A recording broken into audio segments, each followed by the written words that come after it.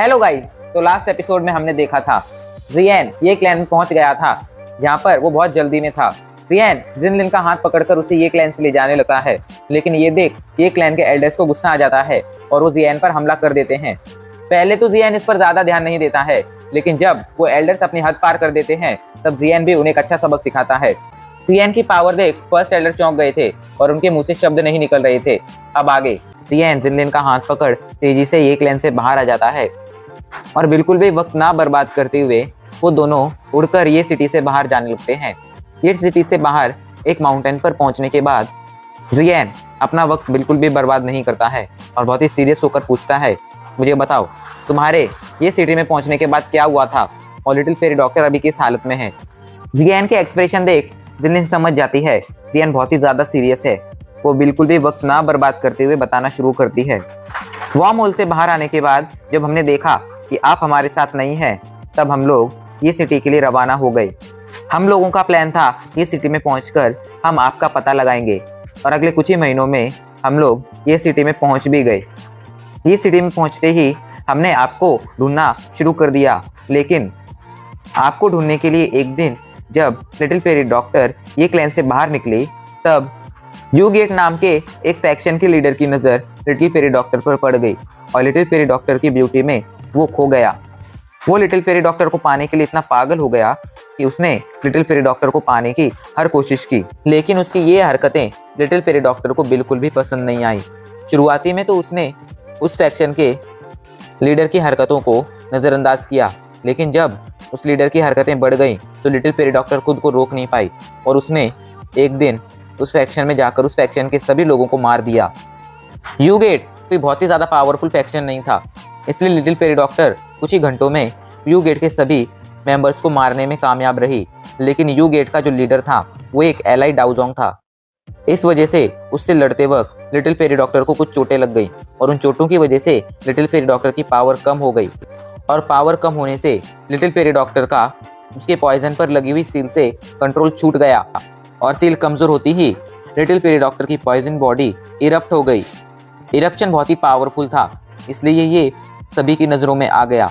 इस इरप्शन की आवाज़ एक फैक्शन के कानों तक भी पहुंची और जांच पड़ताल करने के बाद वो फैक्शन लिटिल फेरी डॉक्टर के पीछे पड़ गया, जो यूगेट से कई गुना ज़्यादा पावरफुल है और इस फैक्शन का नाम है आइस रिवर वैली। किसी भी पॉइजन बॉडी का इरप्ट होना एक बहुत बड़ी मुसीबत है। इसी वजह से पॉइजन बॉडी के इरप्शन की खबर सुन सेंट्रल प्लान के कई सारे फैक्शन एक साथ लिटिल फेरी डॉक्टर के पीछे पड़ गए और उनमें से ये आइस रिवर वैली भी था। लेकिन आइस रिवर वैली का इंटेंशन सिर्फ लिटिल फेरी डॉक्टर को मारना नहीं है, बल्कि उनका इंटेंशन तो इससे भी कई गुना ज़्यादा खतरनाक है। आइस रिवर वैली के लोगों के पास एक स्पेशल तरह का मेथड है, जिस मेथड से वो लोग किसी भी स्पेशल बॉडी वाले योद्धा को मारकर उस योद्धा की सोल को उससे बॉडी से निकाल सकते हैं और उस योद्धा की बॉडी के अंदर अपने क्लैन के, अपने फैक्शन के योद्धा की सोल डाल सकते हैं। ऐसा करने से वो बॉडी पूरी तरह से उनके फैक्शन वाले उस योद्धा के कंट्रोल में आ जाती थी और उनके फैक्शन को एक स्पेशल बॉडी वाला योद्धा मिल जाता है।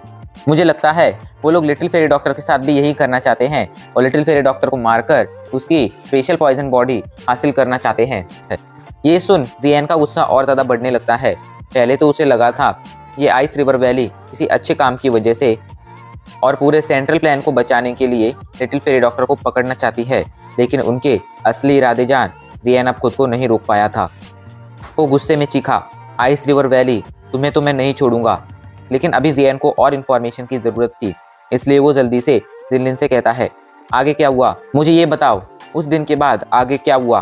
तो जिनलिन उसे बताने लगती है, आज से 16 दिनों पहले आइस रिवर वैली के लोगों ने लिटिल फेरी डॉक्टर को ढूंढ लिया था, जिसके बाद उन दोनों के बीच फाइट हुई और उस फाइट में लिटिल फेरी डॉक्टर ने आइस रिवर वैली के कई सारे एक्सपर्ट को मार दिया, लेकिन आइस रिवर वैली के दो एल्डर बिंगयू और एल्डर बिंगफू, इन दोनों ने मिलकर लिटिल फेरी डॉक्टर को बुरी तरह से घायल कर दिया।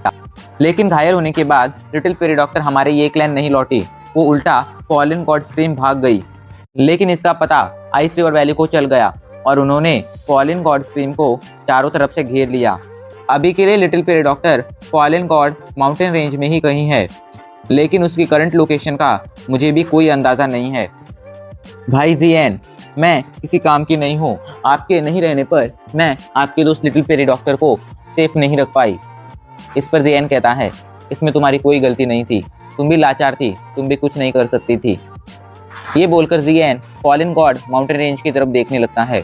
जिनलिन उससे जल्दी से पूछती है, लिटिल फेरी डॉक्टर को बचाने के लिए अब आप आगे क्या करने वाले हैं भाई जियान? तो जियान कहता है, तुम्हें क्या लगता है मुझे क्या करना चाहिए? ऑब्वियसली अब मैं फॉलन गॉड माउंटेन रेंज में जाऊंगा और वहां मौजूद आइस रिवर वैली के लोगों को मारकर लिटिल फेरी डॉक्टर को बचाऊंगा। ये सुन जिनलिन कहती है, ठीक है, चलिए मैं आपको रास्ता बताती हूँ। मुझे पता है फॉलन गॉड माउंटेन रेंज में घुसने के बाद आप लिटिल फेरी डॉक्टर को कैसे ढूंढ सकते हैं। जियान कहता है, ठीक है, लेकिन उससे पहले मुझे ये बताओ कि तुमने मुझे लिटिल फेरी डॉक्टर के बारे में तो बता दिया, लेकिन अभी तक तुमने मुझे क्वीन के बारे में नहीं बताया है। जब तुम और little fairy doctor worm hole से बाहर आई थी तब क्वीन तुम्हारे साथ ही थी और ये सिटी तक भी वो तुम्हारे साथ ही आई थी। फिर अचानक से वो कहाँ गायब हो गई, जो इतना सब होने के बाद भी और मेरे ये सिटी में आने के बाद भी वो अभी तक मुझसे मिलने नहीं आई है। ये सुनकर जिनलिन थोड़ा हिचकिचाने लगती है, लेकिन फिर थोड़ी देर हिचकिचाने के बाद वो कहती है, हम तीनों के ये सिटी में पहुंचने के बाद मैं लिटिल फेरी डॉक्टर और क्वीन को अपने साथ ये क्लैन में लेकर आई थी और उन लोगों को मेरे ये क्लैन में रुकने के लिए ही कहा था। पर पता नहीं फिर क्वीन को क्या हुआ और वो एक रात अचानक से ही हमारे ये क्लैन से गायब हो गई। गायब होने के बाद जब हम उसकी तलाश कर रहे थे तब उसके कमरे में हमें एक नोट मिला जिस पर लिखा था, मुझे कुछ फील हो रहा है, शायद मेरे लोगों के ऊपर मुसीबत है, इसलिए मुझे अपने घर लौटना होगा। और ये कहकर वो अपने घर लौट गई और तब से अभी तक वो लौट कर नहीं आई है। जियान चौंक जाता है, अपने घर लौट गई है, लेकिन उसे अपने घर के बारे में कैसे पता चला? वो तो खुद अपने बारे में कुछ नहीं जानती थी। इस पर जिनलिन कहती है, मुझे भी इसके बारे में कुछ पता नहीं है, मुझे तो बस वो नोट मिला था इस पर यही लिखा था जो मैंने अभी आपको बताया है। जियान कहता है, ठीक है छोड़ो, हम इस पर बाद में डिस्कस करेंगे, चलो अब हमें पहले लिटिल फेरी डॉक्टर को बचाने जाना चाहिए। ये कहकर जियान जिनलिन के साथ नॉर्थन डायरेक्शन की तरफ उड़कर जाने लगता है। फॉलन स्ट्रीम माउंटेन रेंज डोइकुई कॉन्टिनेंट के पिल रीजन के नॉर्थन पार्ट में मौजूद थी। ये माउंटेन रेंज बहुत ही घने जंगलों से भरी थी और यहाँ के पहाड़ बहुत ही ऊंचे ऊंचे थे। लेकिन इसकी खासियत थी, जब भी कोई योद्धा इसे आसमान से देखता था तब वो योद्धा को ये माउंटेन रेंज किसी स्वर्ग से गिरे कुल्हाड़ी जैसी लगती थी, जो स्वर्ग से गिरकर एक माउंटेन रेंज में बदल गई हो। फॉलिंग स्ट्रीम माउंटेन रेंज एक बहुत ही खतरनाक जगह थी, क्योंकि यहाँ पर कई सारे लेवल 7, लेवल 8 और लेवल 9 के मैजिकल बीस्ट रहते थे और इनसे भी ज़्यादा खतरनाक थे fallen God stream, fallen god mountain range के जहरीले कीड़े, जिनका जहर एक डाउहोंग और डाउजोंग लेवल के वॉरियर को भी मार सकता था। इसीलिए यहाँ पर बहुत ही कम योद्धा आते थे और जो भी आता था वो कम से कम डाउजोंग लेवल का तो होता ही था। डाउहोंग लेवल के योद्धाओं में इतनी हिम्मत नहीं थी कि वो यहाँ आकर फॉलिंग गॉड माउंटेन रेंज में ट्रेजर की तलाश कर सकें। इसी वजह से ये जगह हमेशा सुनसान रहती थी, लेकिन आज इस जगह पर काफ़ी सारे लोग थे। जब से पॉइजन लेडी की बात पूरे डोइकुई कॉन्टिनेंट में फैली थी तब से ही कई सारे योद्धा उसे पकड़ना चाहते थे। वक्त के साथ वो सभी तो पीछे हट गए थे, लेकिन आइस रिवर वैली अभी भी पीछे नहीं हटी थी और जिद पर अड़ी थी कि वो पॉइजन लेडी को पकड़कर ही रहेगी। इसी वजह से अभी के लिए आइस रिवर वैली के लोगों ने, आइस रिवर वैली के योद्धाओं ने फॉलिंग गॉड माउंटेन रेंज को चारों तरफ से घेर रखा था। पॉइजन बॉडी वाला योद्धा बहुत ही खास होता था, क्योंकि उसका पॉइजन उसकी पावर बहुत ही तेजी से बढ़ाता था। लेकिन यही सबसे बड़ी मुसीबत थी, योद्धा के साथ साथ उसके उस पॉइजन की पावर भी बढ़ती थी और एक टाइम ऐसा आ जाता था कि पॉइजन की पावर इतनी बढ़ जाती थी कि योद्धा भी अपने उस पॉइजन को कंट्रोल में नहीं रख पाता था और वो पॉइजन इरप्ट होकर उस योद्धा के साथ साथ आसपास के हजारों किलोमीटर के एरिया को खत्म कर देता था। उस एरिया में जितने भी लोग, जितने भी मैजिकल बीस्ट और जितने भी पेड़ होते थे, सभी के सभी कुछ ही सेकंड में मर जाते थे। आज से पहले भी कई बार सेंट्रल प्लान में पॉइजन बॉडी वाले योद्धा आए थे। पॉइजन बॉडी होने की वजह से सभी लोग उन योद्धाओं से डरते थे और सबसे बड़ी खतरे की बात ये थी कि जब भी इन योद्धाओं की बॉडी इरप्ट होती थी तब सेंट्रल प्लान हजारों की संख्या में डाउजोंग लेवल के वॉरियर खो देता था। एक तरह से कहा जाए तो सेंट्रल प्लान को और डोइकुई कॉन्टिनेंट को तब बहुत ज़्यादा नुकसान होता था और उसकी पावर अचानक से ही काफ़ी ज़्यादा कम हो जाती थी। इसीलिए ये एक बहुत बड़ा खतरा था, क्योंकि अगर किसी कॉन्टिनेंट की पावर अचानक से ही बहुत कम हो जाए तो दूसरे कॉन्टिनेंट भी उस कॉन्टिनेंट पर हमला कर उस पर कब्जा करने की कोशिश कर सकते थे। इसीलिए ज़्यादातर फैक्शन पॉइजन बॉडी के इरप्ट होने से पहले ही पॉइजन बॉडी वाले योद्धा को मारने की कोशिश करते थे, ताकि उनके इरप्ट होने पर होने वाला नुकसान ना हो और डोईकुई कॉन्टिनेंट की पावर पहले जैसी बनी रहे। भले ही डोईकुई कॉन्टिनेंट के ज़्यादातर फैक्शन में दुश्मनी थी, लेकिन जब बात पूरे कॉन्टिनेंट की आती थी तब सभी फैक्शंस एक हो जाते थे, क्योंकि अगर डोईकुई कॉन्टिनेंट ही नहीं रहता तो फिर उनका अकेला फैक्शन चाहे कितना ही पावरफुल क्यों ना हो जाए, वो अकेला तो डोईकुई कॉन्टिनेंट को नहीं संभाल सकता था और दुश्मनों से लड़कर उसे नहीं बचा सकता था। इसलिए मुसीबत आने पर डोईकुई कॉन्टिनेंट के सभी फैक्शन एक हो जाते थे। आइस रिवर वैली के सभी योद्धाओं ने पूरे के पूरे फॉलिंग गॉड माउंटेन रेंज को घेर रखा था। अगर वहां पर थोड़ी भी हलचल होती थी तो उसके बारे में इन्हें पता चल जाता था। सेंट्रल प्लान के कई सारे फैक्शन ये जानते थे आइस रिवर वैली जो भी कर रहा है वो बिल्कुल गलत है, लेकिन ice river valley central plan का एक बहुत ही पावरफुल फैक्शन था। इसीलिए कोई भी फैक्शन सिर्फ एक लड़की के लिए आइस रिवर वैली को अपना दुश्मन नहीं बनाना चाहता था। और अब तो पॉइजन लेडी ने आइस रिवर वैली के कई सारे एल्डर्स को भी मार दिया था, जिस वजह से ice river valley poison lady पर बहुत ज्यादा भड़क गई थी। और अब बीच में चाहे कोई भी आ जाए, आइस रिवर वैली किसी की नहीं सुनने वाली थी। उनका बस एक ही गोल था, लिटिल फेरी डॉक्टर को यानी पॉइजन लेडी को पकड़ना। पिछले दिनों जहां फॉलन गॉड माउंटेन रेंज हमेशा खाली रहता था, अभी के लिए वहां पर लोगों की भीड़ लगी थी, जिनमें से कुछ तो आइस रिवर वैली के योद्धा थे, वहीं कुछ इनाम की लालच में पॉइजन लेडी को पकड़ने आए योद्धा थे। आइस रिवर वैली ने पॉइजन लेडी को पकड़ने पर एक बहुत ही ऊंचा इनाम रखा था, इसलिए कई सारे लोग आज यहाँ पर अपनी किस्मत आजमाने में आए थे। आज फॉलन गॉड माउंटेन रेंज में लोगों का तांता लगा था। इधर जियान भी अपनी पूरी स्पीड के साथ फॉलन गॉड माउंटेन रेंज की तरफ बढ़ रहा था। फॉलन गॉड माउंटेन रेंज ये सिटी से ज्यादा दूर नहीं था, इसलिए 6 घंटे के लगातार सफर के बाद जियान वहां पर पहुंच गया था। जियान अभी अकेला नहीं था, उसके साथ जिनलिन भी थी। हल्के से जियान और जिनलिन दोनों एक पहाड़ पर लैंड करते हैं। अजीब सी बात ये थी कि ये पहाड़ पूरी तरह से काला था और यहाँ पर ये अकेला पहाड़ नहीं था, बल्कि यहाँ पर इसके जैसे ही कुछ और पहाड़ थे जो पूरी तरह से काले थे। पहाड़ के जो पत्थर थे वो पत्थर इतने कमजोर हो गए थे कि किसी के हल्के हाथ लगने से भी टूट सकते थे।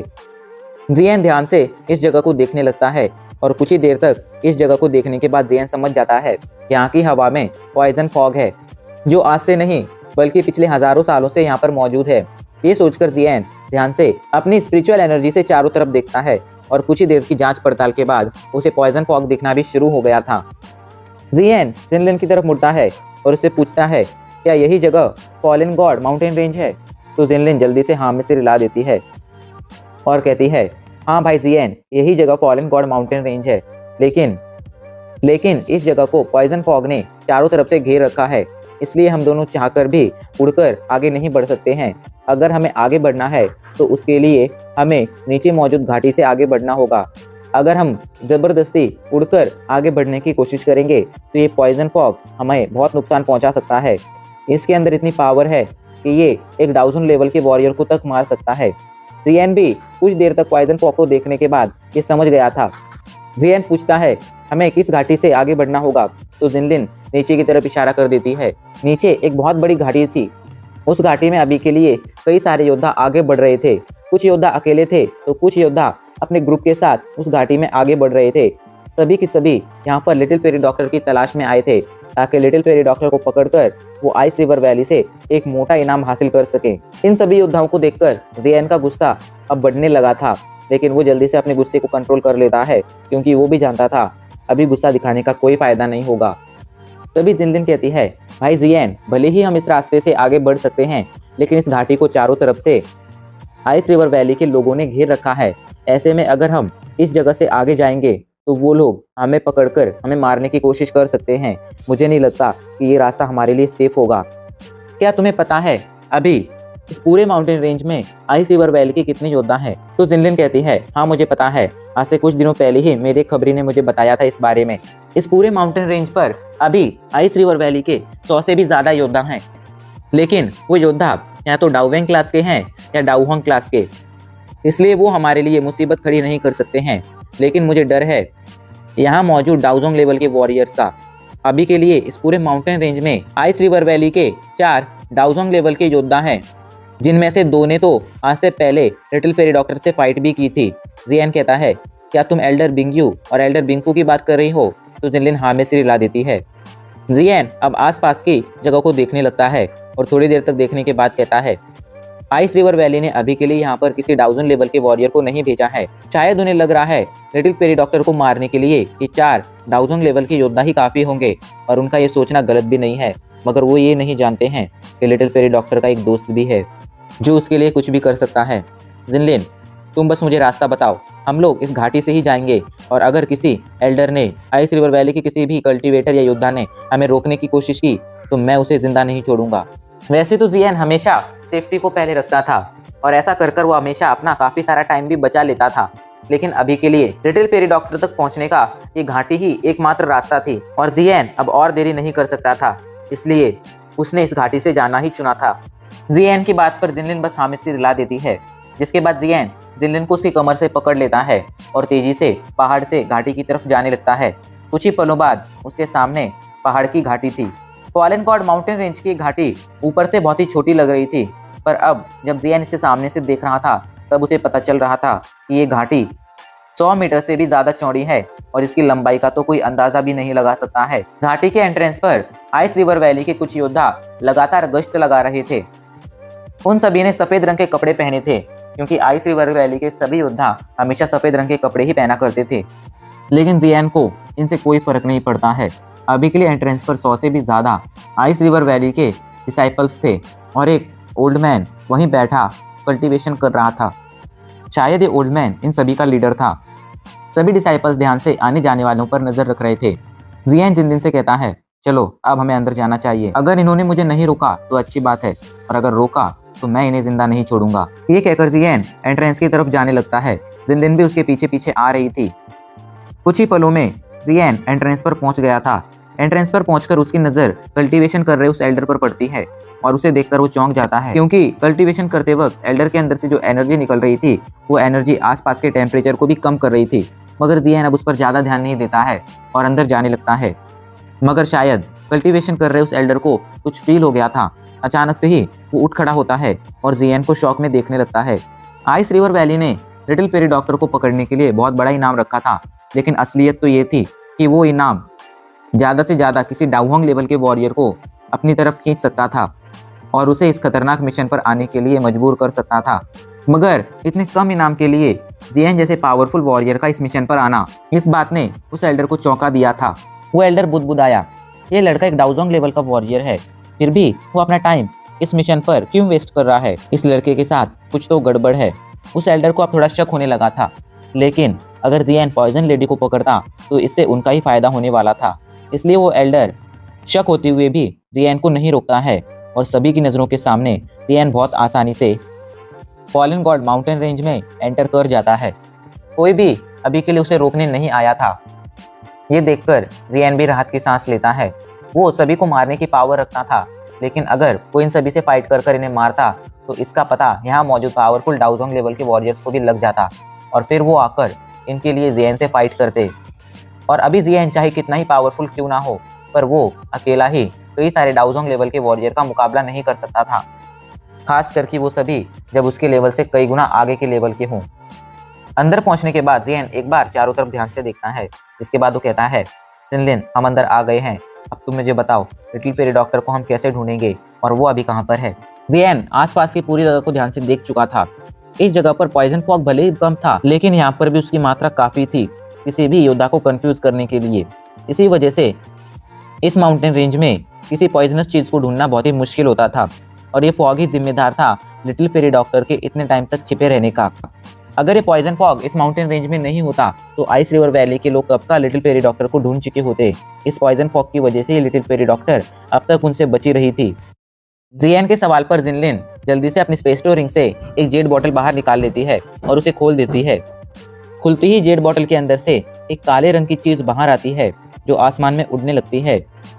वो चीज देखने में किसी चूहे जैसी थी, लेकिन इसका साइज बस 10 सेंटीमीटर इतना था।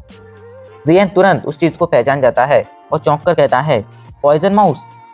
तो जिनलिन हाँ में सिर हिला देती है और कहती है, आज से कई सालों पहले ही पॉइजन माउस पूरे डोइकुई कॉन्टिनेंट से गायब हो गए थे, लुप्त हो गए थे।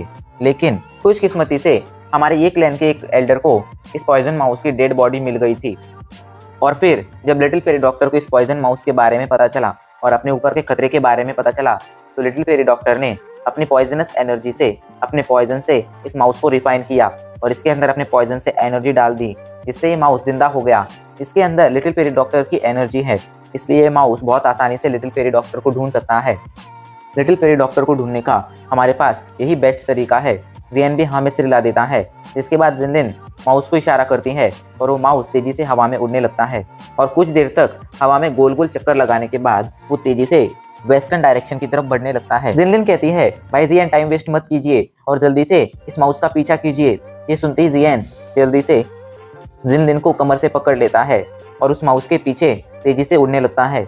जियन ये देखकर चौंक गया था कि पॉइजन माउस बहुत छोटा था, लेकिन उसकी स्पीड एक डाउजोंग लेवल के वॉरियर जितनी थी, इसीलिए वो जियन की बराबरी से उड़ रहा था और जियन को अच्छी तरह से गाइड कर रहा था। पर चौंकने की बात ये नहीं थी, चौंकने की बात तो ये थी कि जियन तेजी से हवा में उड़ रहा था, लेकिन इसके बावजूद भी आसपास का पॉइजन फॉग उसकी बॉडी से टच नहीं हो रहा था। उल्टा जब जियन पॉइजन फॉग के पास जाता था तो पॉइजन फॉग उससे डरकर दूर भागने लगता था। कुछ देर तक सोचने के बाद जियन इसके पीछे की वजह भी समझ जाता है। इसके पीछे उसकी हेवनली फ्लेम्स थी।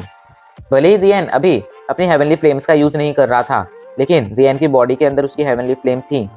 हालांकि कोई डाउजोंग लेवल का वॉरियर भी जियन की हेवनली फ्लेम्स का पता नहीं लगा सकता था, मगर ये पॉइजन फॉग एक नेचुरल चीज थी और किसी नेचुरल चीज से किसी दूसरी नेचुरल चीज को छिपाना लगभग नामुमकिन था।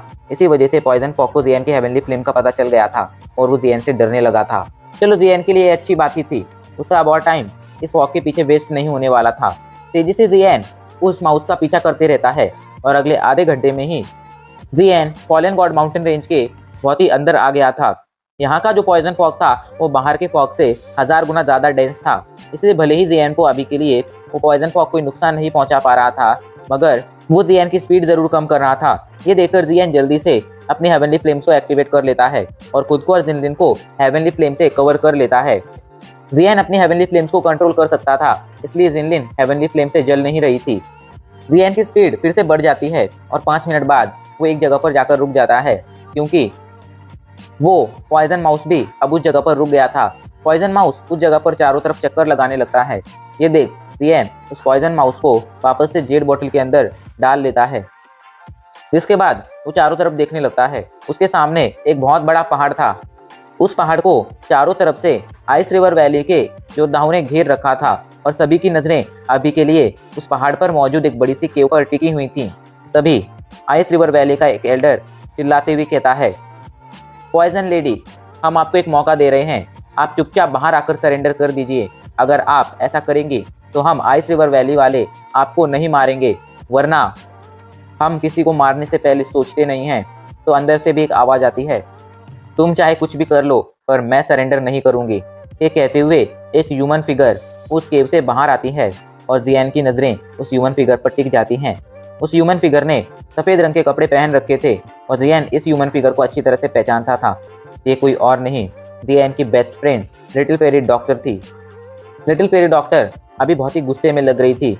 उसकी आंखों में सामने खड़े सभी योद्धाओं के लिए नफरत थी और वो किसी भी पल इन्हें मारना शुरू करने वाली थी। हालांकि लिटिल फेरी डॉक्टर इन सभी को मारना चाहती थी, मगर वो भी जानती थी कि वो अकेली इन सभी को नहीं मार पाएगी, क्योंकि अभी के लिए वो बहुत ज़्यादा घायल थी। लेकिन उसे देखकर जियन राहत की सांस लेता है, क्योंकि भले ही लिटिल फेरी डॉक्टर अभी घायल थी, लेकिन वो अभी तक मरी नहीं थी और अगर जियन को मौका मिलता तो वो बहुत जल्दी ही लिटिल फेरी डॉक्टर को ठीक कर सकता था। मगर उससे पहले उसे लिटिल फेरी डॉक्टर को यहाँ मौजूद आइस रिवर वैली के सभी डिसाइपल्स और एल्डर से बचाना होगा। यही सोचकर जियन आसपास देखने लगता है। तभी उसकी नज़र आसमान में पड़ती है। आसमान में एक एल्डर खड़ा था। वो बिना किसी सपोर्ट के आसमान में खड़ा था, जिसका मतलब था कि वो एक डाउजोंग है। जियन ध्यान से उसे देखता है और कुछ ही पलों में उसकी आंखें शौक से बड़ी हो जाती हैं।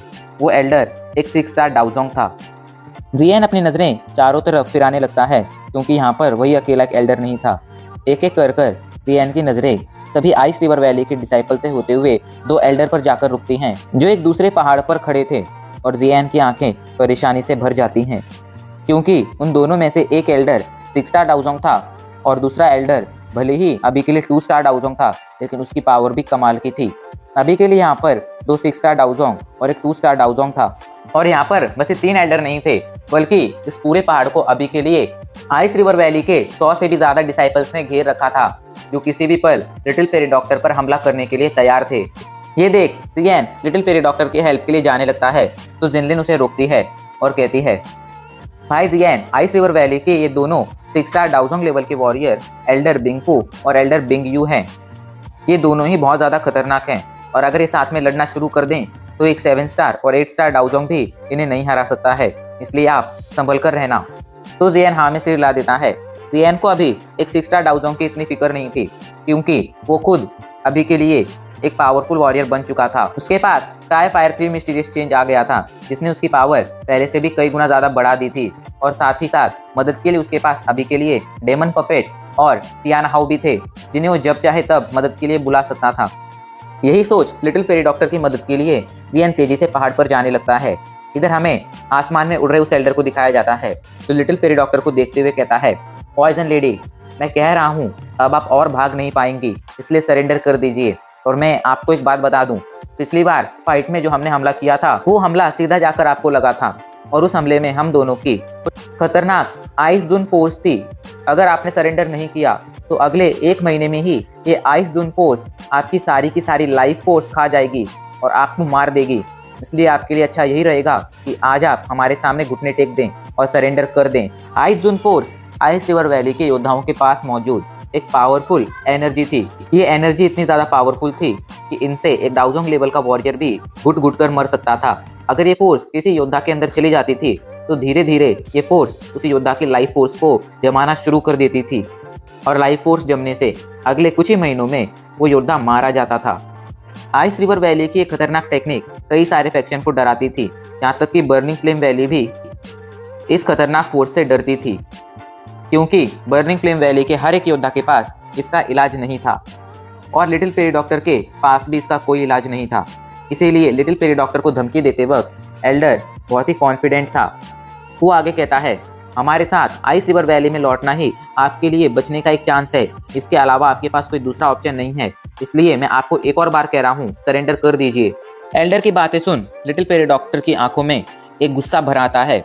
वो गुस्से में कहती है, मैं जानती हूँ तुम लोग मुझे आइस रिवर वैली में क्यों ले जाना चाहते हो, तुम लोग मुझसे मेरी ये पॉइजन बॉडी छीनना चाहते हो ना, पर जान लो मैं तुम्हें मेरी पॉइजन बॉडी कभी नहीं दूंगी। मैं मर जाऊंगी पर कभी भी तुम्हारे हाथ मेरी ये पॉइजन बॉडी नहीं लगने दूंगी। और चिंता मत करो तुम, अगर आज इस फाइट में मैं नहीं जीत पाई तो मैं खुद ही अपनी बॉडी को एक्सप्लोड कर लूंगी, और मेरी बॉडी की वजह से हुआ एक्सप्लोजन किसी नॉर्मल एक्सप्लोजन से 100 गुना ज़्यादा पावरफुल होगा, जो इस आसपास के हजारों किलोमीटर एरिया के साथ साथ तुम्हारे उस पूरे के पूरे आइस रिवर वैली को भी तबाह कर देगा। लिटिल फेरी डॉक्टर को अभी भले ही इतने सारे योद्धाओं ने घेर रखा था, लेकिन उसने अभी तक हार नहीं मानी थी। लिटिल फेरी डॉक्टर की बात सुन अब हवा में उड़ रहे उस एल्डर के मन में गुस्सा भर आता है। वो गुस्से में कहता है, अच्छा तो आप सरेंडर नहीं करेंगे, कोई बात नहीं, अगर आप सरेंडर नहीं करेंगे तो मेरे पास और भी कई सारे पैतरे हैं जिनके दम पर मैं आपको पकड़कर हमारी आइस रिवर वैली में ले जा सकता हूँ। ये कहकर वो एल्डर हमले के लिए तैयार हो जाता है। एल्डर जोर से अपना पैर आसमान में मारता है और तेजी से लिटिल फेरी डॉक्टर की तरफ आगे बढ़ने लगता है।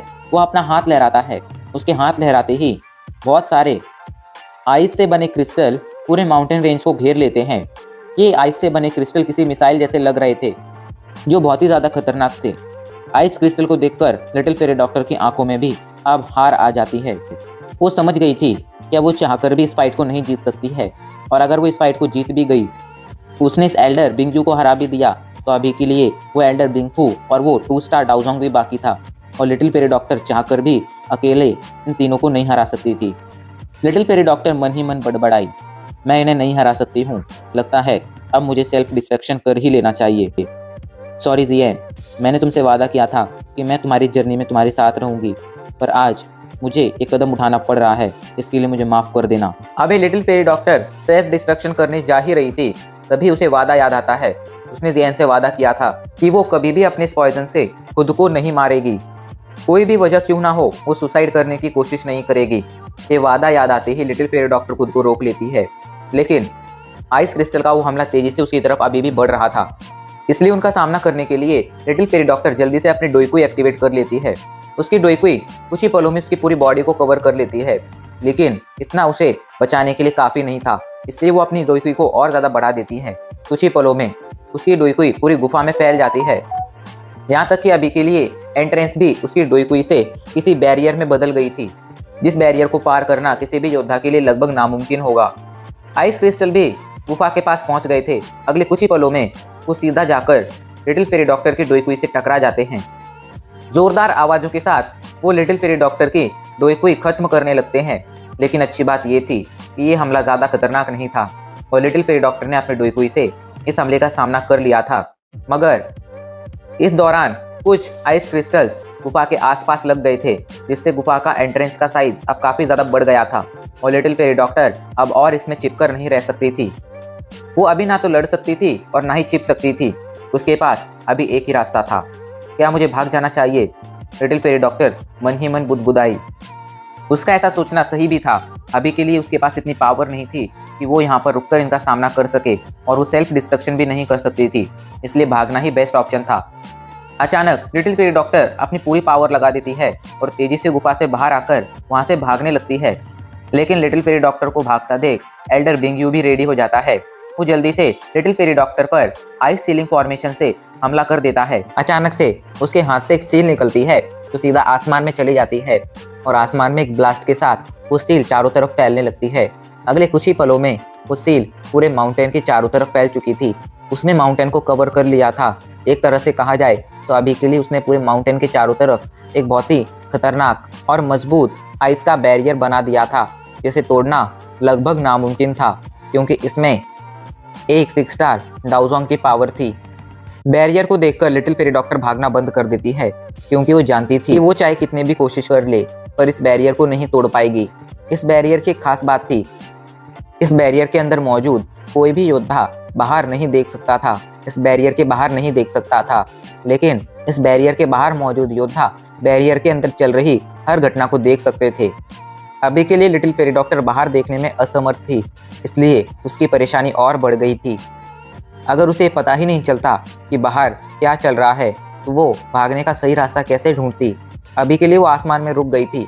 उसे रुका देख एल्डर बिंगयू हंसने लगता है और कहता है, पॉइजन लेडी, क्या तुम अब भी भागना चाहती हो?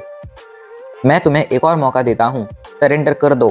पता नहीं पर क्यों एल्डर बिंगयू पिछले आधे एक घंटे से लिटिल फेरी डॉक्टर को लगातार सरेंडर करने का मौका दिए जा रहा था। उसकी ये हरकतें, उसका लिटिल फेरी डॉक्टर को बार बार मौका देना, ये बता रहा था कि वो सच में शायद लिटिल फेरी डॉक्टर को नहीं मारना चाहता था। पर ऐसा क्यों था? इसका जवाब एल्डर बिंगयू, एल्डर बिंगफू और लिटिल फेरी डॉक्टर के अलावा कोई और नहीं जानता था। एल्डर बिंगयू के इतने कहने पर भी जब लिटिल फेरी डॉक्टर सरेंडर नहीं करती है तो एल्डर बिंगयू फिर से लिटिल फेरी डॉक्टर पर हमला करने जाने लगता है। वो अपना हाथ लहराता है और अगले कुछ ही पलों में वो लिटिल फेरी डॉक्टर के सामने था। वो अपने हाथ को एक अलग पैटर्न में मूव करता है और लिटिल फेरी डॉक्टर पर फिस्ट से हमला कर देता है।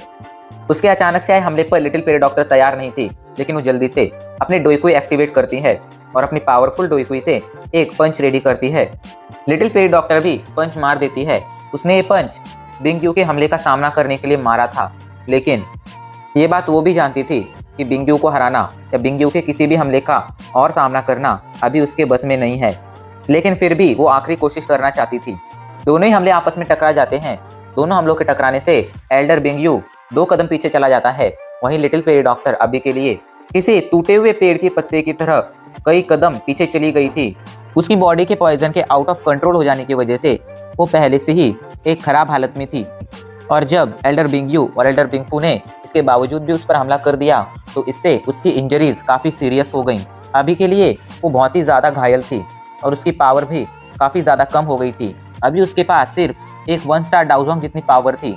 ऐसे में उसके लिए एल्डर बिंगयू जैसे एक 6 स्टार डाउजोंग का सामना करना लगभग नामुमकिन था। इधर लिटिल फेरी डॉक्टर की ऐसी हालत देख एल्डर बिंगयू कहता है, पॉइजन लेडी, मैं तुम्हें एक और मौका दे रहा हूँ, घुटने टेक दो और सरेंडर कर दो। और हाँ, ये मेरा तुम्हें दिया हुआ आखिरी मौका है। मैं पहले ही तुम्हें कई सारे मौके दे चुका हूँ, लेकिन तुमने फिर भी सरेंडर नहीं किया, इसलिए अब मैं तुम्हें ये आखिरी मौका दे रहा हूँ। अगर अब भी तुमने सरेंडर नहीं किया तो मैं सच बता रहा हूँ, मैं तुम्हें मार भी सकता हूँ और इसके लिए मुझे कोई कुछ नहीं कहेगा। लेकिन लिटिल फेरी डॉक्टर अभी भी सरेंडर नहीं करती है। ये देख बिंगयू लिटिल फेरी डॉक्टर के सामने पहुंच जाता है और उस पर फिर से हमला कर देता है। उसके हमले को अपनी तरफ बढ़ता देख लिटिल फेरी डॉक्टर निराशा में सिर हिलाने लगती है।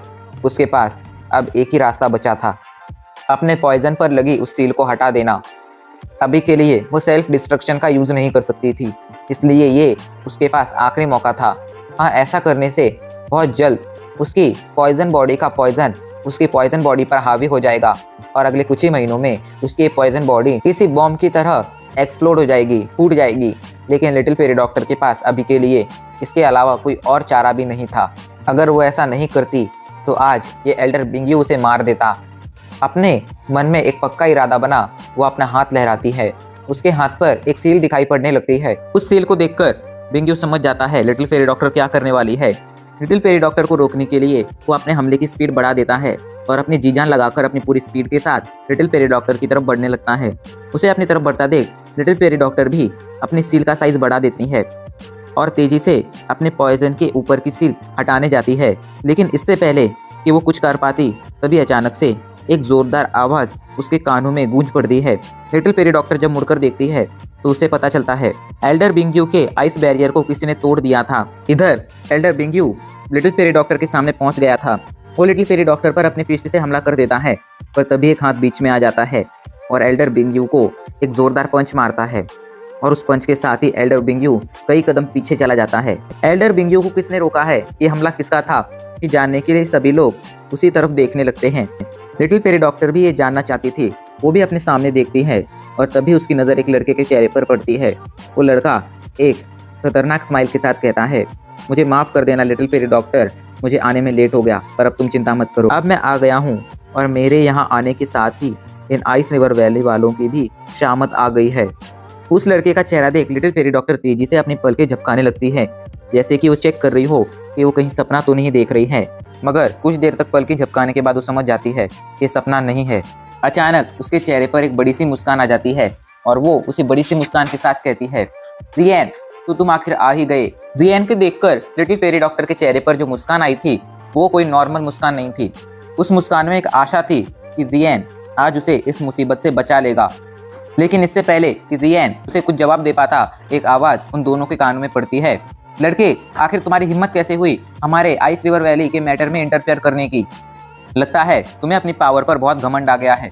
कोई बात नहीं, आज मैं तुम्हारा ये सारा का सारा घमंड यहीं पर उतार दूंगा। दोनों मुड़कर जब आवाज की दिशा में देखते हैं तो वहां पर एल्डर बिंग्यू खड़ा था, जो अभी बहुत ही गुस्से में था। एल्डर बिंग्यू को गुस्सा इस बात का नहीं आ रहा था कि जियन ने इस मैटर में बीच में इंटरफेयर किया है। उसे तो गुस्सा इस बात का आ रहा था कि इस आइस बैरियर को तोड़कर अंदर घुसने से पहले जियन ने आइस रिवर वैली के आधे से भी ज्यादा डिसाइपल्स को मार दिया था। अभी से कुछ देर पहले इस बैरियर के चारों तरफ 100 से भी ज्यादा आइस रिवर वैली के डिसाइपल मौजूद थे, लेकिन अभी के लिए इस बैरियर के चारों तरफ सिर्फ 30-40 बर्निंग फ्लेम वैली के डिसाइपल बचे थे, जिसका मतलब साफ साफ यही था कि जियन ने बैरियर के अंदर घुसने से पहले उन सभी को मार दिया था। और इसी बात पर अभी के लिए एल्डर बिंग्यू को गुस्सा आ रहा था। मगर बिंग्यू के गुस्से को देख जियन को कोई फर्क नहीं पड़ता है। वो तो अपने दांत दिखाते हुए कहता है, तुम्हारी आइस रिवर वैली ने इस लड़की पर हमला कर कर हद पार की थी और मैंने तो बस तुम्हारे आइस रिवर वैली वालों को इसकी सज़ा दी है। और हाँ, ये तो बस सज़ा की शुरुआत है, अभी तो बहुत कुछ होना बाकी है। जियन की बात सुन एल्डर बिंग्यू का गुस्सा भी बढ़ जाता है। वो गुस्से में कहते हैं, लड़के, तुम अभी के लिए एक 1 स्टार डाउजोंग हो, फिर भी क्या तुम्हारे अंदर इतनी हिम्मत है कि तुम मेरा मुकाबला कर सको? तो जियन हंसते हुए कहता है, वो तो आज पता चल ही जाएगा मेरे अंदर हिम्मत है या नहीं। अगर आप में हिम्मत है तो आइए और मुझसे मुकाबला कीजिए। लगता है वक्त के साथ यंग जनरेशन और भी ज़्यादा घमंडी हो रही है, एल्डर बिंग्यू ने अपना सिर हिलाते हुए कहा। वो आगे कहते हैं, पर कोई बात नहीं, मैं तुम्हें सिखा दूंगा कि हमें कभी भी ऐसे मैटर में इंटरफेयर नहीं करना चाहिए जो हमसे रिलेटेड ना हो। जिसके बाद वो एल्डर बिंगफू की तरफ मुड़ते हैं और कहते हैं, बिंगफू, तुम इस लड़के को संभालो, मैं जाकर पॉइजन लेडी को संभालता हूँ। और हाँ, इस लड़के पर बिल्कुल भी दया मत दिखाना, इसके हाथ पैर तो तोड़ ही देना, साथ ही साथ इसे इतना तड़पाना कि इसे अपना पूरा खानदान याद आ जाए। ये भगवान से मौत मांगे पर इसे मौत ना मिले, इसकी ऐसी हालत कर देना। इधर बिंगफू की नज़र भी अभी के लिए जियन के ऊपर ही टिकी हुई थी। वो जल्दी से हाँ में से रिला देता है। उसने भी देखा था कि जियन कितना ज़्यादा पावरफुल था। असल में बैरियर तोड़ने से 3 मिनट पहले ही जियन इस आइस बैरियर के पास पहुंच गया था। और फिर अगले 3 मिनट तक लगातार जियन ने आइस रिवर वैली के 64 डिसाइपल्स को मारा था।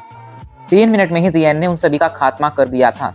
और फिर 3 मिनट में ये सब कर जियन बैरियर तोड़ने गया था और बैरियर तोड़कर अंदर घुस आया था। जियन को एक साथ इतने डिसाइपल्स मारता देख वो भी चौंक गए थे, लेकिन अभी के लिए उन्हें जियन से डर नहीं लग रहा था, बल्कि जियन पर गुस्सा आ रहा था। वो बिंगयू से कहते हैं, तुम चिंता मत करो बिंगयू, मैं इस लड़के को इतना तड़पाऊंगा कि इसकी आत्मा भी इसका साथ छोड़ देगी। ये कहकर बिंगफू जियन की तरफ बढ़ने लगता है। अचानक से पलटे इस हालात से लिटिल फेरी डॉक्टर परेशान हो जाती है। वो मन ही मन बुदबुदाती है, जियन अभी के लिए भले ही पावरफुल हो, लेकिन वो अकेला एक 6 स्टार डाउजोंग से नहीं लड़ सकता है, और यहाँ पर तो अभी के लिए 2 6 स्टार डाउजोंग और एक 2 स्टार डाउजोंग है।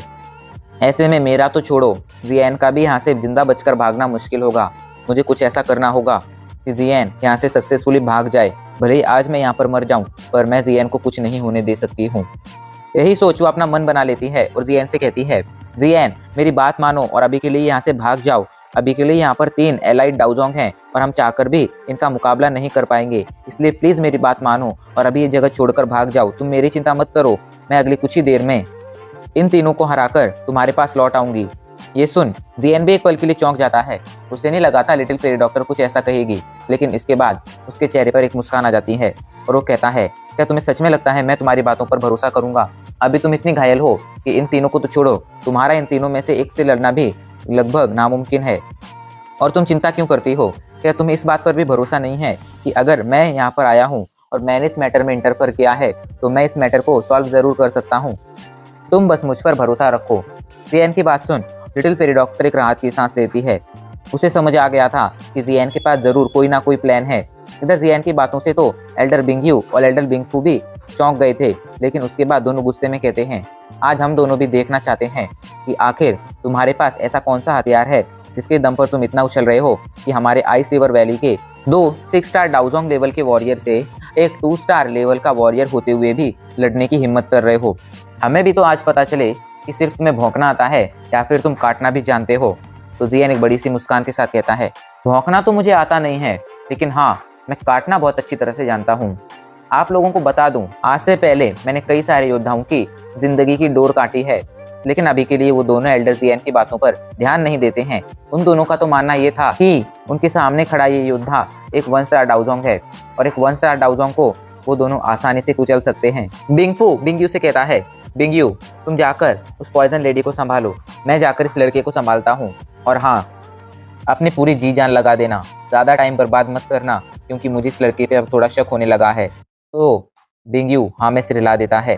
जिसके बाद वो लिटिल फेरी डॉक्टर की तरफ जाने लगता है और बिंगफू जियन की तरफ। अचानक से बिंगफू अपनी स्पीड बढ़ा देता है। वो जहाँ से भी गुजर रहा था वहाँ की हवा तक बर्फ में बदलती जा रही थी। बिंगफू की बॉडी से खतरनाक डोइकुई निकल रही थी जो आसपास की जगह को पूरी तरह से जमा रही थी।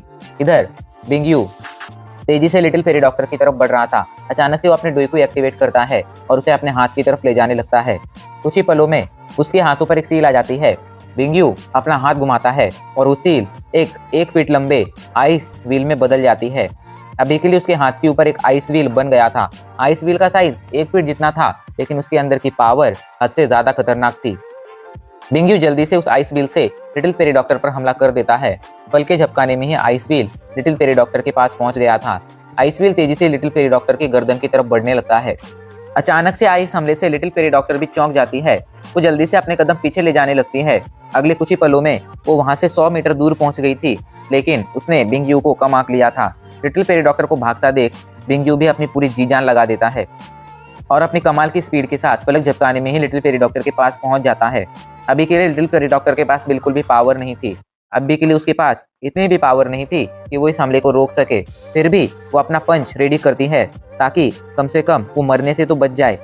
मगर डोइकुई कम होने की वजह से लिटिल फेरी डॉक्टर का पंच रेडी होने में अभी बहुत देरी लग रही थी। तभी वो हमला लिटिल फेरी डॉक्टर की गर्दन के पास पहुंच जाता है, लेकिन इससे पहले कि वो लिटिल फेरी डॉक्टर की गर्दन काट पाता, एक सिल्वर कलर का हाथ आकर उस हमले को रोक देता है। अचानक से एक और सिल्वर कलर का हाथ आता है जो उस हमले को बीच में से काट देता है। आइस व्हील का हमला पूरी तरह से बेकार हो गया था। अचानक से इस बदलाव से सभी चौंक जाते हैं और सभी उस सिल्वर कलर की फिगर को देखने लगते हैं। बिंगयू की नजरें उसी सिल्वर कलर की फिगर पर टिकी हुई थी। थोड़ी देर में वो समझ जाता है कि सिल्वर कलर की फिगर आखिर क्या है और एक शॉक के साथ वो हकलाते हुए कहता है, एक डेमन पपेट। उसे शौक डेमन पपेट को देखकर नहीं लगा था, बल्कि उसकी पावर देखकर लगी थी।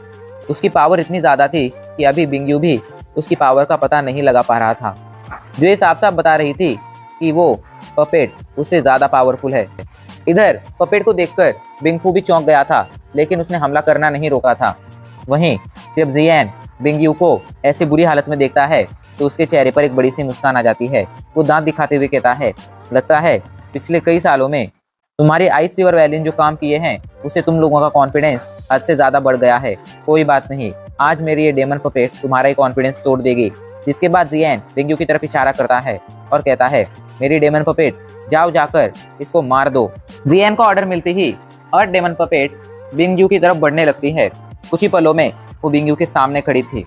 अचानक से अर्थ डेमन पपेट अपना हाथ मूव करती है और बिंगयू पर अपनी फिस्ट से हमला कर देती है। उसकी फिस्ट तेजी से बिंगयू की तरफ बढ़ रही थी। फिस्ट को अपनी तरफ बढ़ता देख बिंगयू भी जल्दी से एक पंच रेडी करता है और पंच से फिस्ट का सामना करने जाता है। दोनों के हमले आपस में टकरा जाते हैं और एक जोरदार आवाज के साथ एक खतरनाक सोनिक बूम निकलती है। सभी की नजरें अभी के लिए उन दोनों पर ही टिकी थी और सभी की आंखें ये देखकर फटी की फटी रह जाती हैं कि दोनों हमले के टकराने से डेमन पपेट तो 1 इंच भी पीछे नहीं हटी थी। वो तो अपनी जगह पर वैसी की वैसी खड़ी थी, लेकिन अभी के लिए बिंगयू किसी कागज की तरह उड़ते हुए कई मीटर दूर चला गया था और अभी के लिए खून की उल्टियां कर रहा था। उसकी हालत अर्थ डेमन पपेट ने सच में बहुत खराब कर दी थी। बिंगयू समझ जाता है वो डेमन पपेट को नहीं हरा पाएगा, इसलिए वो बिंगफू की तरफ मुड़ता है और कहता है, बिंगफू तुम जल्दी से जाकर इस लड़के को हरा दो। अगर हम इस डेमन पपेट को डीएक्टिवेट करना है तो उसके लिए हमें पहले इस लड़के को मारना होगा, वरना ये डेमन पपेट ऐसे ही हमें रोकते रहेगी। ये सुनकर बिंगफू हाँ में सिर लाता है और तेजी से जियान की तरफ बढ़ने लगता है। अभी वो जियान की तरफ बढ़ ही रहा था, तभी बीच में एक इंसानी आकृति आ जाती है जो कहती है, बिंगफू तुम रुक जाओ। अगर तुम रुक जाओगे और इस लड़के को जाने दोगे यहाँ से तो मैं तुम्हारे सामने सरेंडर कर दूंगी। जियान ये बोलने वाली की तरफ देखता है और उसकी आंखें खुली की खुली रह जाती हैं। ये किसी और ने नहीं, लिटिल फेरी डॉक्टर ने कहा था। इधर लिटिल फेरी डॉक्टर की बात सुन बिंगफू भी रुक जाता है। जियान लिटिल फेरी डॉक्टर को अपने पीछे खींच लेता है और कहता है, क्या तुम पागल हो गई हो? तुम्हें ऐसा कुछ भी करने की जरूरत नहीं है और चिंता मत करो, भले ही मेरे पास एक ही डेमन पपेट हो, पर इन लोगों को हराने के लिए मेरे पास और भी कई सारी स्ट्रेटेजी हैं। ये सुनकर लिटिल फेरी डॉक्टर को राहत की सांस लेती है। उसे सच में ऐसा लग रहा था कि जियान के पास डेमन पपेट के अलावा और कोई ट्रम्प कार्ड नहीं है। इधर जियान को लिटिल फेरी डॉक्टर को सरेंडर करने से रोकता देख बिंगफू का गुस्सा फूट पड़ता है। वो कहता है, बिंगहेप मेरी बात ध्यान से सुनो, अभी के लिए तुम हमारी आइस रिवर वैली के सभी डिसाइपल्स को लेकर इस पॉइजन लेडी के पीछे जाओ। मैं जाकर जियान को देखता हूँ, और हाँ तुम इस पॉइजन लेडी को पकड़ने में अपनी जी जान लगा देना, जरूरत पड़े तो इसे मार भी देना। ये कहकर बिंगफू जियान की तरफ बढ़ने लगता है। इधर बिंगफू का आदेश मिलती ही वो 2 स्टार डाउजोंग अचानक से लड़ाई में कूद पड़ता है। सभी आइस रिवर वैली के डिसाइपल्स को वो लिटिल फेरी डॉक्टर की तरफ ले जाने लगता है ताकि वो लिटिल फेरी डॉक्टर को रोक सके। इधर बिंगफू जियान पर एक बहुत बड़े भाले से हमला कर देता है।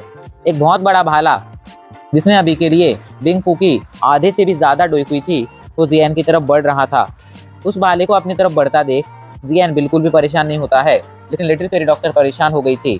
मगर इससे पहले कि वो जियान से कुछ कह पाती, जियान कहता है, मेरे पास अभी के लिए डेमन पपेट नहीं है, पर एक स्पिरिचुअल बॉडी है।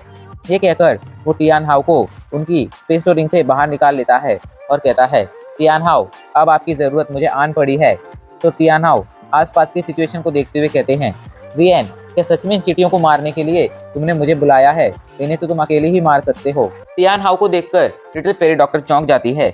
उसे नहीं लगा था कि जियान के पास सच में कोई स्पिरिट होगी, लेकिन उससे भी बड़ा झटका तो बिंगफू को लगा था, क्योंकि वो साफ साफ देख पा रहा था कि टियान हाउ अभी के लिए कितने ज्यादा पावरफुल हैं। इधर जियान टियान हाउ की बात का जवाब देने ही वाला था, तभी अचानक से एक जोरदार हवा का झोंका आता है। उस झोंके से जियान को और टियान हाउ को कोई फर्क नहीं पड़ता है। आखिर वो एक डाउजोंग लेवल के वॉरियर थे, उन्हें भला ये झोंका क्या कर पाता, क्या नुकसान पहुंचा पाता। मगर वो झोंका जैसे ही लिटिल फेरी डॉक्टर से टकराता है, लिटिल फेरी डॉक्टर खून की उल्टियां करने लगती है। उसका बैलेंस बिगड़ता है और लिटिल फेरी डॉक्टर तेजी से नीचे गिरने लगती है। जियान जल्दी जाकर उसे पकड़ता है और उसे संभालता है। लिटिल फेरी डॉक्टर की हालत देखकर जियान का गुस्सा अब हद से पार हो गया था। वो टियान हाउ की तरफ मुड़ता है और गुस्से में कहता है, हाँ टियान हाउ, मुझे अभी आपकी मदद की जरूरत है। आप जल्दी से जाकर इन सभी चींटियों को मसल कर रख दीजिए, इन पर कोई दया मत दिखाना। इन्हें इतनी बुरी तरह से मारना कि इन्हें खुद समझ ना आए कि इनकी मौत कब, कैसे और किसके हाथों हुई। जियान की बात सुनकर टियान हाउ जल्दी से कहते हैं, ठीक है जियान, तुम चिंता मत करो, मुझे बस 10 मिनट दो, मैं 10 मिनट में ही इन सभी का खात्मा कर दूंगा। जियान के चेहरे के एक्सप्रेशन देखकर और लिटिल फेरी डॉक्टर की हालत देखकर टियान हाउ भी काफी सीरियस हो गए थे। वो तेजी से बिंगफू की तरफ बढ़ने लगते हैं। इधर टियान हाउ को अपनी तरफ बढ़ता देख बिंगफू की हालत खराब हो जाती है। वो ध्यान से टियान हाउ को देखने लगता है और कुछ ही देर में उसे समझ आ जाता है कि टियान हाउ एक 8 स्टार डाउजोंग हैं, जिन्हें हराना उसके बस की बात नहीं है। टियान हाउ जल्दी से अपनी स्पिरिचुअल एनर्जी एक्टिवेट करते हैं और अपनी स्पिरिचुअल एनर्जी से एक बहुत बड़ा टॉर्नेडो बनाते हैं। टॉर्नेडो ने उनकी पूरी बॉडी को चारों तरफ से कवर कर लिया था और उनकी स्पीड अब पहले से कई गुना बढ़ गई थी। अचानक से टियान हाउ बिंगफू की नजरों से गायब हो जाते हैं। टियान हाउ को अचानक से गायब होता देख बिंगफू की रूह कांप उठती है। वो जल्दी से हकलाते हुए कहता है, ओल्ड मिस्टर, मेरा नाम बिंगफू है, मैं ना आइस रिवर वैली से हूँ। मैं आपसे रिक्वेस्ट करता हूँ कि प्लीज आप इस मैटर में इंटरफेयर मत कीजिए। ये मैटर से आपका कोई संबंध नहीं है, इसलिए इस मैटर में इंटरफेयर कर बिन फालतू में आप हमारी आइस रिवर वैली से दुश्मनी मोल ले रहे हैं। मैं आपसे रिक्वेस्ट करता हूँ, प्लीज इस मैटर से दूर रहिए, और अगर चाहे तो मैं आपको एक चांस भी देता हूँ। अगर आप इस मैटर में हमारी हेल्प करेंगे तो हम ये मैटर सॉल्व होने के बाद आपको एक बहुत बड़ा इनाम भी देंगे और हमारी आइस रिवर वैली आपकी जिंदगी भर के लिए दोस्त बन जाएगी। उसकी बात सुनकर टियान हाउ कहते हैं, क्या आइस रिवर वैली बहुत ज़्यादा पावरफुल है कि तुम उसके नाम पर मुझे धमकी दे रहे हो?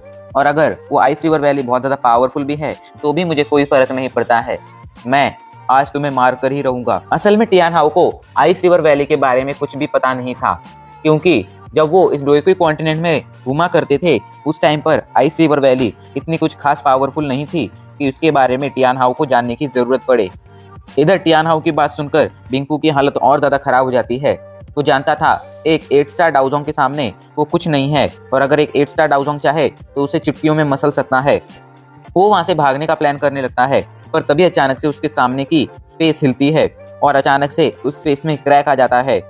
देखकर ऐसे लग रहा था जैसे आसमान फट रहा हो। अचानक से उस क्रैक में से एक ह्यूमन फिगर बाहर आती है, जो ऑब्वियसली टियान हाउ थे। टियान हाउ जल्दी से अपने स्पिरिचुअल स्ट्रेंथ से अपने हाथ को कवर करते हैं और बिंगफू पर एक फिस्ट से हमला कर देते हैं। फिस्ट तेजी से बिंगफू की तरफ बढ़ने लगती है। फिस्ट को देखकर ऐसा लग रहा था कि इसमें कोई खास पावर नहीं है, मगर बिंगफू जानता था कि ये फिस्ट कितनी खतरनाक है। बिंगफू जल्दी से अपने डोईकुई एक्टिवेट करता है और अपनी बॉडी पर एक आर्मर बनाना शुरू कर देता है। एक के बाद एक उसकी आइस डोईकुई की लेयर उसकी बॉडी पर चढ़ती जा रही थी और उसकी बॉडी पर एक आर्मर बनता जा रहा था। कुछ ही पलों में उसकी बॉडी पर एक बहुत ही मजबूत आर्मर बन गया था, जिसके अंदर इतनी पावर थी कि ये आर्मर एक 8 स्टार डाउजोंग के हमले को भी सह सकता था। मगर बिंगफू ये नहीं जानता था कि टियान हाउ के पास तो पास में एक डाउजन लेवल के वॉरियर जितनी पावर थी। ऐसे में उसका ये आर्मर तोड़ना उनके लिए कोई बड़ी बात नहीं होने वाली थी। और ऐसा ही होता है, जैसे ही टियान हाउ की फिस्ट इस आर्मर से टकराती है, एक जोरदार आवाज होती है और उसी आवाज के साथ ये आर्मर चकनाचूर हो जाता है। आर्मर के छोटे छोटे टुकड़े हो गए थे जो आसमान में बिखर चुके थे, और टियान हाउ की फिस्ट के इम्पैक्ट से अभी के लिए बिंगफू कई कदम पीछे चला गया था। वो खून की उल्टियां करने लगता है, उसे बहुत ही गहरी चोट लगी थी। बिंगफू की हालत बिगड़ता देख आइस रिवर वैली के सभी लोग परेशान हो जाते हैं। तभी बिंगफू चीखता है, बिंगहे, तुम मेरा मुंह क्या देख रहे हो? जाओ जाकर उस पॉइजन लेडी को पकड़ो और उस लड़के को मार दो। अगर वो लड़का मर गया तो वो डेमन पपेट भी किसी काम की नहीं रहेगी, जिसके बाद मैं और बिंगयू मिलकर इस 8 स्टार डाउजोंग को भी हरा देंगे। जाओ पहले जाकर उस लड़के को मारो। बिंगफू की बात सुनकर बिंगहे तुरंत एक्शन में आ जाता है और वो आइस रिवर वैली के सभी वॉरियर से कहता है, डिसाइपल से कहता है, चलो हमें जाकर उस लड़के को मारना है। लेकिन कोई भी अपने पैर नहीं हिलाता है। आइस रिवर वैली के सभी डिसाइपल अभी के लिए शांत खड़े थे। कुछ लोग अभी के लिए बिंगफू की तरफ देख रहे थे तो कुछ लोग बिंगयू की तरफ। बिंगफू की हालत बहुत खराब हो गई थी, वहीं बिंगयू की हालत भी कुछ अच्छी नहीं थी। उसे देखकर ऐसा लग रहा था कि अर्थ डेमन पपेट के कुछ और हमलों के बाद बिंगयू नर्क सिधार जाएगा। उन दोनों की हालत देख अभी के लिए आइस रिवर वैली के किसी भी डिसाइपल की जियान पर हमला करने की हिम्मत नहीं हो रही थी। वहीं ऑर्डर मिलने के बाद भी आइस रिवर वैली के डिसाइपल्स को इस तरह खड़ा देख बिंगहे को गुस्सा आ जाता है। वो गुस्से में कहता है, तुम लोग अभी तक खड़े क्यों हो? हमें जाकर उस लड़के को मारना है। बिंगहे की बात सुनकर आइस रिवर वैली के लोग हिचकिचाने लगते हैं, क्योंकि भले ही अभी उन्हें जिएन से डर लग रहा हो, मगर वो आइस रिवर वैली के डिसाइपल थे, और अगर ऐसे वक्त में वो आइस रिवर वैली के एल्डर का ऑर्डर नहीं मानते तो उन्हें इसकी सजा दी जाती। इसलिए मन ना होते हुए भी वो बिंगहे का ऑर्डर मान लेते हैं और तेजी से जिएन की तरफ जाने लगते हैं। बिंगहे इन सभी को लीड कर रहा था। इधर बिंगहे को लड़ाई के लिए रेडी देख बिंगफू के चेहरे पर एक मुस्कान आ जाती है। वो जानता था अगर एक बार जिएन मर गया तो ये डेमन पपेट और ये स्पिरिचुअल बॉडी किसी काम की नहीं रहेगी। वो जल्दी से अपने डोइकू एक्टिवेट करता है और टियान हाउस से फाइट करने लगता है। इधर आइस रिवर वैली के डिसाइपल्स और बिंगहे तेजी से जिएन की तरफ बढ़ रहे थे। उन लोगों को अपनी तरफ बढ़ता देख जिएन के चेहरे पर एक कोल्ड स्माइल आ जाती है। जिएन लिटिल फेरी डॉक्टर की तरफ मुड़ता है और कहता है, लिटिल फेरी डॉक्टर, इन सभी को मुझ पर छोड़ दो, मैं इन सभी को संभाल लूंगा। तुम बस अभी यहीं पर रुको और तुम इस फाइट में इंटरफेयर मत करना। अभी तुम्हारी ऐसी हालत नहीं है कि तुम किसी भी वॉरियर से फाइट कर सको। ये कहकर जिएन लिटिल फेरी डॉक्टर का हाथ छोड़ देता है और तेजी से आसमान में जाने लगता है। आसमान में जाते हुए जिएन अपने स्पिरिचुअल अवतार को एक्टिवेट करता है। अचानक से उसके माथे के बीच में से एक एनर्जी निकलती है जो उसके जैसी ही एक दूसरे जिएन में बदल जाती है। ये उसका स्पिरिचुअल अवतार था जो उसने 3000 लाइटनिंग इल्यूजनरी बॉडी डाउ टेक्निक को प्रैक्टिस कर बनाना सीखा था। जिएन के सामने दुश्मनों के तौर पर अभी के लिए एक 2 स्टार डाउजोंग था और बाकी कुछ डाउहोंग थे। जिएन का स्पिरिचुअल अवतार अभी के लिए डाउहोंग लेवल की पीक पर था। ऐसे में उसका बिंगहे को हराना तो नामुमकिन था, मगर अपने इस पावर से वो आइस रिवर वैली के बाकी इन डाउहोंग लेवल वाले डिसाइपल्स को जरूर मार सकता था। अपने स्पिरिचुअल अवतार को देखते हुए जिएन उसे ऑर्डर देता है, जाओ जाकर आइस रिवर वैली के सभी डिसाइपल्स को मार दो। जिएन का ऑर्डर मिलते ही स्पिरिचुअल अवतार हाँ में सिर हिलाता है और तेजी से आइस रिवर वैली के डिसाइपल्स के पास जाने लगा है। कुछ ही पलों में वो आइस रिवर वैली के डिसाइपल्स के सामने खड़ा था। बिंगहे को छोड़कर वो आइस रिवर वैली के बाकी सभी डिसाइपल्स को रोक देता है और उनसे फाइट करने लगता है। अचानक से आइस मोड से बिंगहे चौंक तो जाता है, लेकिन अभी के लिए उसके पास इतना टाइम नहीं था कि वो जाकर स्पिरिचुअल अवतार को रोक सके। वो जिएन की तरफ मुड़ता है और उस गुस्से में कहता है, लड़के, तुम्हारे पास सच में काफी सारी टैक्टिक्स हैं, लेकिन तुम अभी भी एक 1 स्टार डाउजोंग हो। ऐसे में तुम्हारी ये टैक्टिक्स किसी काम की नहीं है और चिंता मत करो, मैं तुम पर बिल्कुल भी दया नहीं दिखाऊंगा। बहुत जल्द तुम स्वर्ग सिधारने वाले हो। ये कहकर बिंगहे फाइट के लिए रेडी हो जाता है। अचानक से उसकी बॉडी से उसकी डोइकुई बाहर आती है जो आइस डोइकुई थी।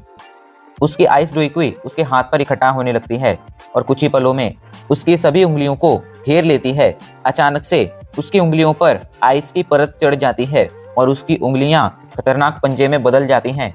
बिंगहे अपने पंजों को घुमाता है और जिएन को धमकी देते हुए कहता है, लड़के, आज तुमने जो भी किया है उसकी खबर अगर आइस रिवर वैली तक पहुंची तो आज के बाद तुम पिल रीजन में नहीं रुक पाओगे, क्योंकि आइस रिवर वैली तुम्हारा तब तक पीछा करेगी जब तक तुम मर नहीं जाते हो। लेकिन जिएन को उसकी बात से कोई फर्क नहीं पड़ता है। ये देख बिंगहे का गुस्सा और भड़क उठता है। वो तेजी से जिएन की तरफ बढ़ने लगता है। उसे सच में कॉन्फिडेंस था कि वो जिएन को हरा देगा, मगर वो ये नहीं जानता था कि जिएन ने आज से पहले भी उसके जैसे कई सारे 2 स्टार डाउजोंग को हरा रखा था, और तब तो जिएन एक 1 स्टार डाउजोंग भी नहीं था, तब वो बस एक डाउवेंग या डाउहोंग लेवल का वॉरियर था। इसके बावजूद उसने जब 2 स्टार डाउजोंग को हरा दिया था, तो अभी के लिए इस 2 स्टार डाउजोंग को हराना उसके लिए बिल्कुल भी मुश्किल नहीं होने वाला था। कुछ ही पलों में बिंगहे जिएन के सामने पहुंच जाता है और उस पर अपने क्लॉ से हमला कर देता है। बिंगहे के हमले को अपनी तरफ बढ़ता देख जिएन निराशा में अपना सिर हिलाता है, जैसे उसे सामने वाले की हरकत पर हंसी आ रही हो। जिसके बाद वो अपनी ग्लेज फ्लेम को एक्टिवेट करता है। अचानक से उसकी ग्लेज फ्लेम उसके हाथ को कवर कर लेती है। जिएन एक पंच रेडी करता है और अपनी ग्लेज फ्लेम से कवर्ड पंच को बिंगहे के क्लॉ की तरफ शूट कर देता है। पंच और बिंगहे के क्लॉ आपस में टकरा जाते हैं। जैसे ही दोनों का कांटेक्ट होता है, ग्लेज फ्लेम की गर्मी की वजह से बिंगहे के वो आइस क्लॉ तुरंत पिघल जाते हैं। जिएन एक बड़ी सी मुस्कान के साथ कहता है, क्या आइस रिवर वैली का एक 2 स्टार डाउजोंग एल्डर इतना वीक है जो वो मेरे एक पंच को भी नहीं सह पाया? इधर अपने क्लॉ को पिघलता देख बिंगहे की हालत भी खराब हो गई थी। वो वहां से भागना चाहता था, लेकिन इससे पहले कि वो भाग पाता, जिएन अचानक से उसका हाथ ही पकड़ लेता है। जिसके बाद जिएन अपनी ग्लेज फ्लेम को और बढ़ा देता है, जिससे बिंगहे जलने लगता है। असल में जिएन के पास अभी के लिए जो हेवनली फ्लेम थी उस हेवनली फ्लेम ने जियान की बॉडी को कोल्ड फोर्स से पूरी तरह से इम्यून कर दिया था। किसी भी तरह की कोल्ड फोर्स जियान को नहीं मार सकती थी, मारना तो छोड़ो उसे नुकसान भी नहीं पहुंचा सकती थी। हेवनली फ्लेम से जल रहा बिंगहे बहुत जल्दी ही समझ जाता है कि ये एक हेवनली फ्लेम है। वो डरते हुए कहता है हेवनली फ्लेम, तो जियान कहता है हाँ ये हेवनली फ्लेम ही है। इसके बाद जियान अपने दूसरे हाथ से बिंगहे को एक नॉर्मल पंच नहीं बल्कि ऑक्टेन ब्लास्ट मारता है। ऑक्टेन ब्लास्ट सीधा जाकर बिंगहे की चेस्ट से टकराता है और बिंगहे कई कदम पीछे चला जाता है। असल में वो अभी के लिए बुरी तरह से घायल भी हो गया था। और ऑक्टेन ब्लास्ट का इस बार का हमला जियान ने नॉर्मल हमला नहीं रखा था, बल्कि इस बार जियान ने ऑक्टेन ब्लास्ट के अंदर अपनी ग्लेज फ्लेम भी डाल दी थी। इसी वजह से जैसे ही ऑक्टेन ब्लास्ट बिंगहे से टकराया था, बिंगहे की बॉडी में जियान की हेवनली फ्लेम भी चली गई थी, जो अभी के लिए बिंगहे की डोईकुई को लगातार जला रही थी। बिंगहे जल्दी से अपनी पूरी डोईकुई लगाकर हेवनली फ्लेम को शांत करने की कोशिश करता है, पर नाकाम रहता है। उसका गुस्सा अब और भी बढ़ने लगता है। गुस्से में पागल बिंगहे कुछ भी सोचे समझे बिना अपनी सारी डोईकुई को अपने हाथों पर ले आता है। अचानक से ही उसके हाथों के ऊपर बर्फ की एक परत चढ़ जाती है, लेकिन ये परत नॉर्मल नहीं थी, ये देखने में किसी सांप जैसी लग रही थी। बिंगहे जोर से चीखता है आइस सरपेंट आर्म। अचानक से आसपास की सारी कोल्ड एयर बिंगहे की बॉडी के अंदर जाने लगती है और उसके इन आइस सरपेंट आर्म की पावर दुगनी तिगुनी चौगुनी हो जाती है। अभी के लिए इनके अंदर इतनी पावर आ गई थी कि ये एक 5 स्टार डाउजोंग को भी हरा सकती थी। बिंगहे गुस्से में जियान की तरफ देखता है और गुस्से में कहता है लड़के, अगर तुम में सच में इतनी पावर है और अगर तुम्हें अपनी पावर पर भरोसा है तो अपनी पावर से मेरे इन आर्म्स को रोककर दिखाओ। ये कहकर बिंगहे जियान पर अपनी आइस सरपेंट आर्म से हमला कर देता है और अब इसी के साथ हमारा ये एपिसोड यहीं पर खत्म हो जाता है।